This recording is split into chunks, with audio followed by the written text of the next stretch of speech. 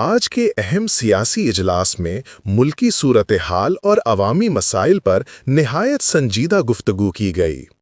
اجلاس کا آغاز قومی معاملات کے جائزے سے ہوا، جہاں حالیہ مہنگائی، معاشی استحکام اور عوام کے روزمرہ مسائل پر تفصیلی بریفنگ دی گئی۔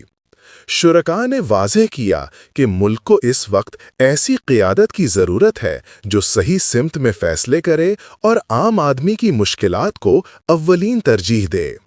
تعلیم کے حوالے سے اجلاس میں اس بات پر زور دیا گیا کہ ملک کی ترقی اس وقت تک ممکن نہیں جب تک ہر بچے کو معیاری تعلیم میسر نہ ہو۔ اس کے ساتھ صحت کے شعبے میں بہتری، سرکاری اسپتالوں کی حالت اور عوام کو سہولیات کی فراہمی کے لیے نئے اقدامات تجویز کیے گئے۔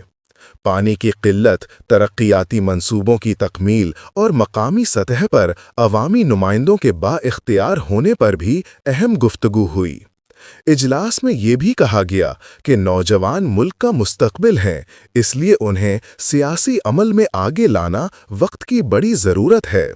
شفافیت، جواب دہی اور عوامی خدمت کے نظام کو مضبوط کرنے کے لیے